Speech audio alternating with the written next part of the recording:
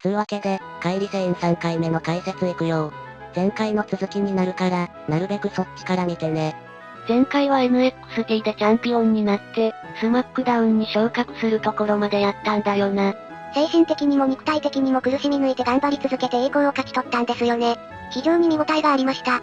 2019年4月、ベッキーがローとスマックダウンの女子王座を持っていて、2冠になっている。ベッキー、2、ベルト、ベッキーの人気がとてつもなかった時代ですね。この人、かっこいいな。綺麗なんだけど、惜しい感じ。何しろ相性がザマンですからね。この時の GM、ペイジが、革新的なタッグチームを紹介すると言って、呼び出したのが、アスカとカイリの歌舞伎ウォリアーズだったんだ。カイリは相変わらず海賊だな。舵、持っている。もう一人の女性は誰だ？アスカ。現役にしてレジェンドになっている女子選手です。日本人で WWE 女子革命に大いに貢献しました。アスカはカイリより年上で先輩ですね。日本だと孤高の天才って感じで、ちょっと浮いた存在だったんですけど、実力主義のアメリカで本来の才能が開花した印象です。女子プロレスにおける野球のイチローとか、それくらいの実績を残しているんですよ。歌舞伎ウォリアーズってしかしすごい名前だな。一昔前のネーミングセンスというか。これ名付けたの、当時のオーナーのビンス・マクマホンらしいけどね。最初聞いた時ダサいと思ったけど、不思議と時が経つにつれピタッとハマった。尊敬するアスカさんとタッグを組んで出場できて本当に嬉しいです。ベルト取りましょう。いろいろ教えつつ、刺激も受けつつ、タイトル行きましょう。歌舞伎ウォリアーズの初陣は、カイリがインセインエルボーをペイトン・ロイスに決めて勝利。鮮烈なスマックダウンデビューを飾ったんだ。日本人同士ということもあって、言葉の壁もない。カイリはアスカとすぐ打ち解けて仲良くなるよ。アスカって意外と気難しいタイプだと思うんですけどね。日本時代、高橋七重と大喧嘩してたし。カイリはコミュ力高いからな。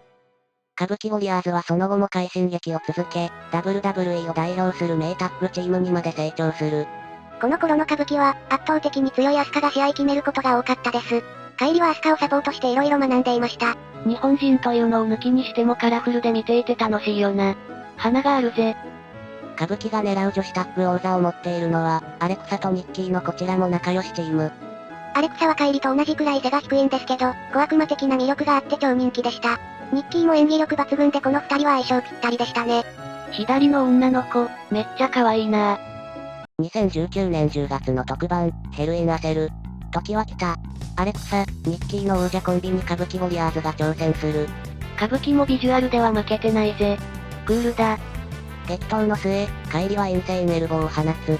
しかし、ニッキーが両足を立ててカイリを迎撃する。くそ、これさえ決まれば勝ちなんだけどな。王者組の反撃に遭い、カイリはアスカにタッチ。アスカのドッキリがニッキーの顔面に降りかかる。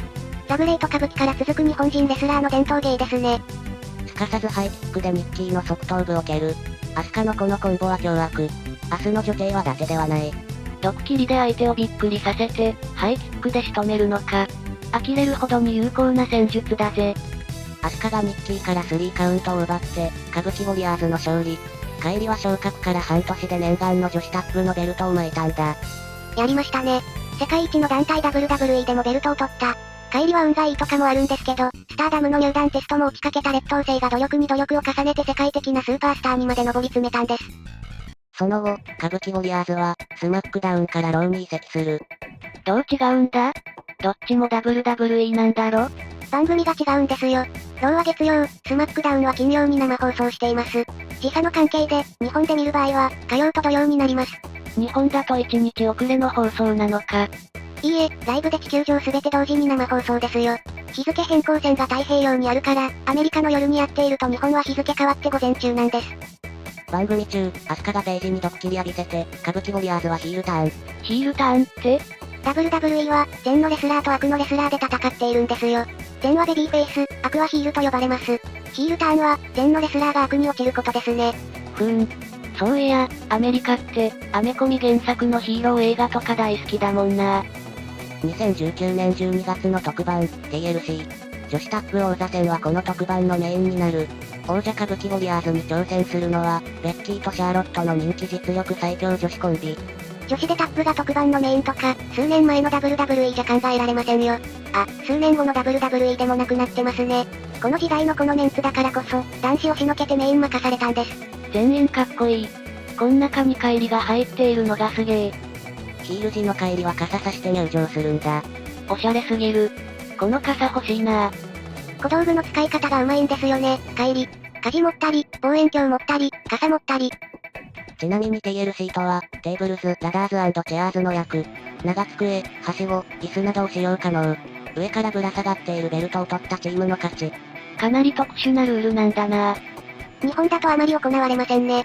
ちなみに市内とかの使用も認められています。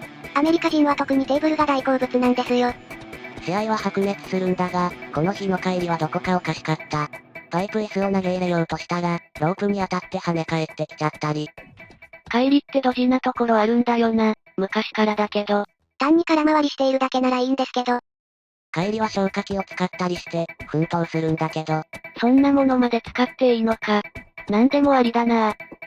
いまいち動きが悪い帰りに対して、アスカはロープを振り回したりして絶好調。往年のスタンハンセンみたいですね。帰りは体調悪いのかな。まあこんな時もあるだろうけど、特番のメインイベントなんだし頑張ってほしいぜ。歌舞伎はベッキーをロープではしごに縛り付ける。こんなこともしていいの？シャーロットにしないで思い切り叩かれたり、とにかくこのルールは混沌としていて、ハードなんだ。防具なしで剣道やってるようなもんだぜ。絶対痛いわ、これ。戦いはエスカレートしていく。帰りは場外でスープレックスを食らってしまう。うお。頭部とフェンスが激突してますよ。危険です。脳震盪を起こした可能性があります。もともとこの日は動きが悪かったんだけど、これがとどめになる。ぐったりして動けなくなる帰り。プロレスにアクシデントはつきものです。こういう時は一刻も早く試合を止めて、帰りを病院へ搬送するべきです。ところがこれ特番のメインで全世界に生放送中だからね。そう簡単に止められないんだ。2試合目とか3試合目なら、多分この時点でレフリーストップで歌舞伎の負けで、あとは他のレスラーの試合で帳尻合わせられるんですけど、メインだとこの後試合がないから厳しいですね。帰りはゾンビみたいな動きで立ち上がり、試合に再び加わるものの、明らかにもう挙動がおかしい。本能だけで動いているみたいな感じ。そういえば聞いたことがある。意識を失っても戦い続けたプロボクサーがいるとか、後で尋ねると本人は何も覚えていないとか。極限状態ですね。いつ倒れてもおかしくない。やはりここは試合止めるべきですよ。帰りはフラフラしながら戦い続ける。帰り最大の見せ場であるテーブルへのインセインエルボーも失敗。会場内は異様な空気に包まれる。帰り、大丈夫？私が登るから。いいね。グエーニャニャノラ。ろれつが回っていない。マジでやばい状態だ。帰りは本能で戦い続ける。シャーロットからは本気で怯えて逃げている。ベッキーは異変を察知しつつも試合を成立させようと帰りを攻撃する。帰りもベッキー相手なら逃げない。アスカとかベッキーは百戦錬磨ですからね。WWE に入る前に母国で経験を積みまくっています。こういう時は経験が物を言うんですよ。アスカは帰りの分も奮戦する。シャーロットをテーブル走した後に、わざわざベッキーの攻撃も受けに行ったりしている。最後の方はもう帰りは場外で倒れているだけだった。帰りの容体が心配です。試合はアスカが孤軍奮闘して、ラダーに登る。アスカがベルトを手にした瞬間、歌舞伎ウォリアーズの勝利が決まったんだ。素直に喜べないな。帰りは大丈夫か。普通はこの後、リング上で2人揃って勝利アピールするんだけど、帰りは場外で倒れたまま動かない。それで男子の人気選手たちがわちゃわちゃ入ってきて、乱闘して特番の最後を締めたんだ。レインズとかが入ってきたら、観客の目はそっちに行きますからね。倒れている帰りをその間にバックルームまで運んで適切な処置を行ったんでしょう。この特番の翌日に、ローが放送されたんだけど、帰りは欠場している。ベッキーはツイッターで、あなたは本物の戦士だ。と、帰りを称賛していたよ。普通はレフリーかドクターが試合止めて終わりです。試合を成立させただけでも信じられないレベルですよ。だからこの試合は良くも悪くも記憶に残っています。噂ではやはり脳震盪を起こしていたらしい。帰りは、しばらく静養した後、試合に復帰するよ。2020年のロイヤルランブルでは、傘を回したりして、独特の存在感を放っていた。よかった。回復したんだ。本当によかった。2020年2月。帰り、結婚。おお、着物も似合っている。綺麗ですね。しかも幸せそう。結婚相手は、帰りより1歳年上の、身長190センチの日本人男性。優しい性格で、寄付やボランティア活動を積極的に行う人らしい。高身長でイケメンなんだろうな。仕事に打ち込む姿勢、人や動物に対しての温かさ、まっすぐな生き方、すべてにおいて尊敬する。笑顔に溢れた明るい家庭を築いていきたい。約3年、日本とアメリカの超遠距離恋愛を続けた後の結婚なんだ。遠く離れていても心は一緒。すごいなぁ。本当に愛し合っていないと、遠距離恋愛ってうまくいかないんですよ。カイリと旦那さんは運命で繋がっていたんですね。地球規模で前代未聞な疫病が大流行し、2020年のレッスルマニアは史上初の無観客で行われた。あの時期か。野球や演劇などの娯楽も、仕事や買い物などの日常生活においても、とてつもない制約がいきなり降りかかったんだよな。相手は、アレクサとニッキーの前王者コンビ。観客のいない中でも、カイリたちはなんとか盛り上げようと一生懸命に戦うよ。アレクサとニッキーも人気タッグチームですもんね。無観客は選手もやりにくいと思いますよ。WWE は特に観客のノリが良いのが特徴ですからね。試合内容はなかなか良かったんだけど、アレクサのツイステッドブリスを食らったカイリが3カウント取られて敗北。歌舞伎はベルトを失ってしまったんだ。でも、無観客とはいえ、世界一のプロレス興行であるレッスルマニアで女子タッグ王座防衛戦できたんだろう？それだけですごいことではないのか？その通りですよ。それなりに人気がある有名選手でもレッスルマニアには出場できなかったりします。特に女子は世界のトップ層でないと試合が組まれません。レッスルマニアに出られただけでも本当にすごいことなんです。疫病が世界を包み込み、アメリカにいるカイリは悩むんだ。せっかく結婚したのに、夫が日本にいるせいで会えなくなってしまって。そんなの休日に飛行機で帰国すれば、そうか。この病気が一番流行していた時は、各国病原体を入れないために飛行機も止まってたんだ。アメリカですら鎖国してました。世界中の株価が下がりまくってましたね。日本人全員がマスクしてましたよ。興行も観客入れないということで、プロレス団体の売り上げは大幅に落ちる。WWE もこの時期には大量の選手を解雇している。カイリは WWE に悩みを打ち明ける。興行収入の減った WWE は、カイリの出場停止と長期日本帰国を決める。勘違いされやすいんだけど、解雇ではない。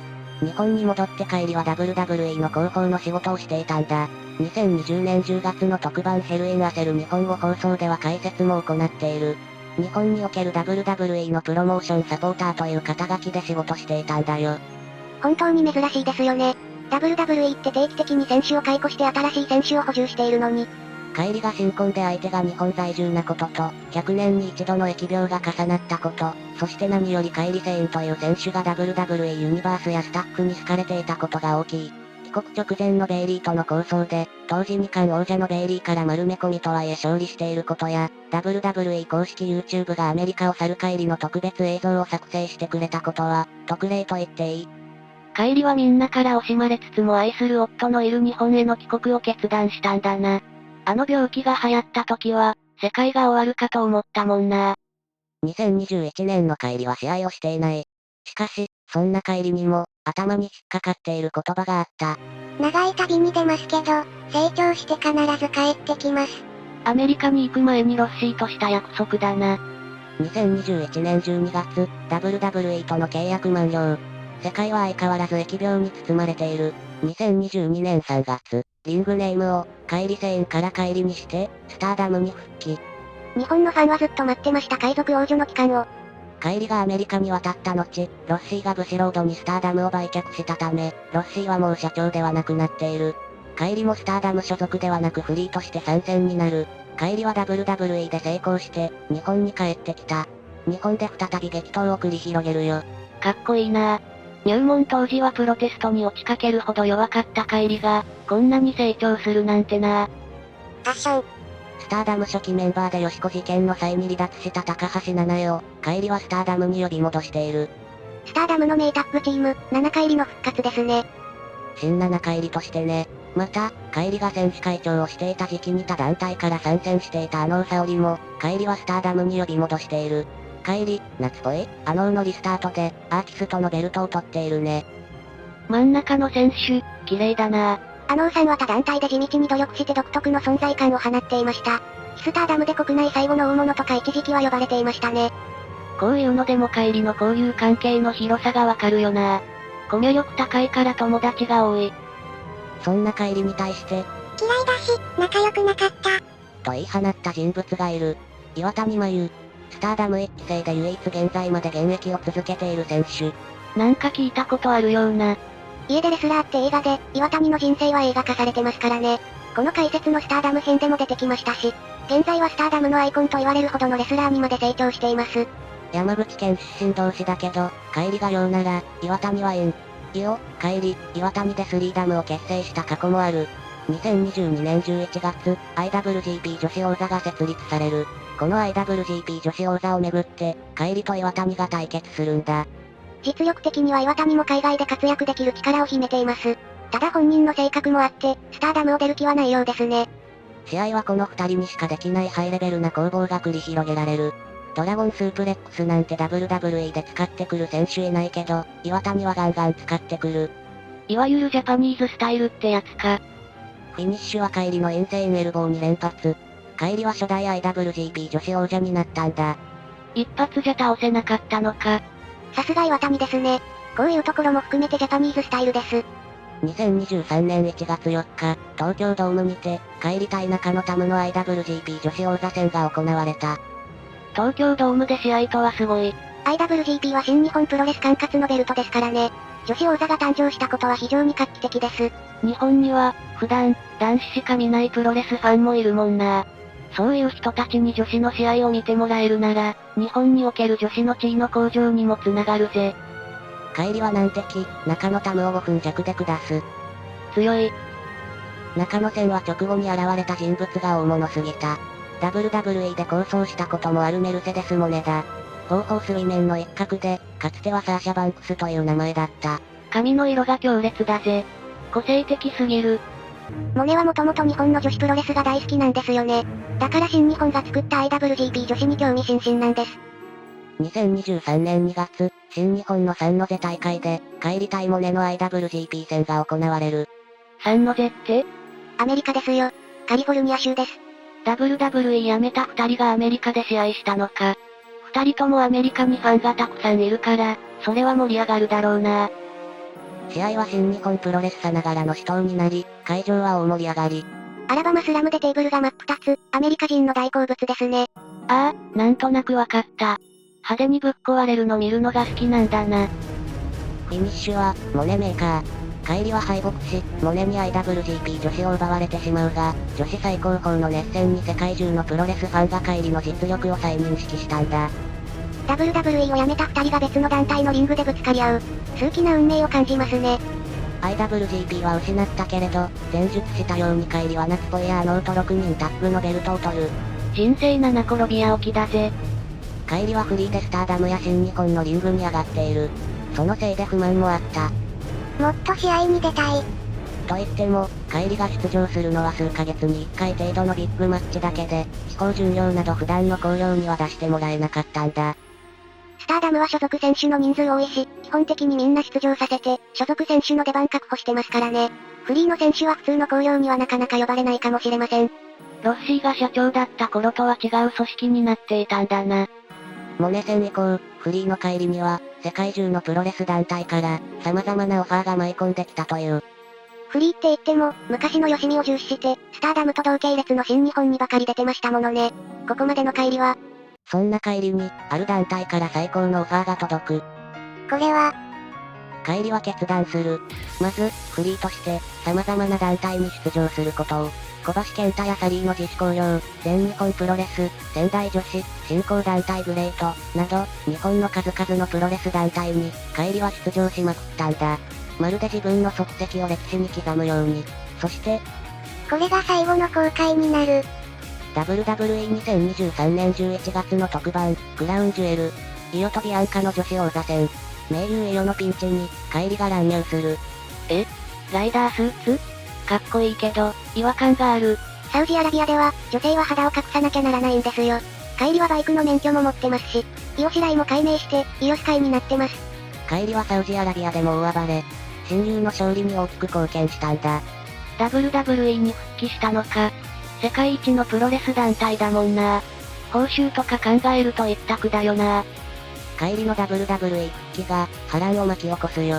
特に3年前のデイリーとの構想が伏線になって、女子戦線のストーリーがうねり渦巻くんだ。横顔がかっこいいですね。大学出てプロレス始めて、もう10年以上もプロレスラーとして活躍し続けていることになります。若く見えるけれど、カイリもベテラン選手なんです。弱かった頃のカイリを知っていると考えもひとしおだな。よくここまで成長したもんだ。2024年秋現在、カイリ・セインは WWE で大活躍を続けている。カイリのファンは世界中にいるんだよ。つうわけで、今回はこれで終わりにします。いきなり現役プロレスラーの解説しちゃって正直すまんかった。次回からアニメに戻るから。若い頃とは顔つきが違う。カイリは顔もすごい成長している。一応言っておくけど整形とかしてないからね。年取って自然と変化していったんだ。笑顔が素敵ですね。この動画が面白かったら、高評価、よろしくお願いします。評判良かったら、イオシ界の解説なんかもやりたいとか、うぷ主言ってましたので。実在の現役プロレスラーですけど、世界を旅する海賊王女、カイリ・セインは、永遠のヒロインです。私が勝手に認定します。この動画を機に、カイリの魅力が一人でも多くの人に伝わってくれればいいな。そうですね。では、またお会いできる日をお待ちしています。それまでどうかお元気で。アホーイ。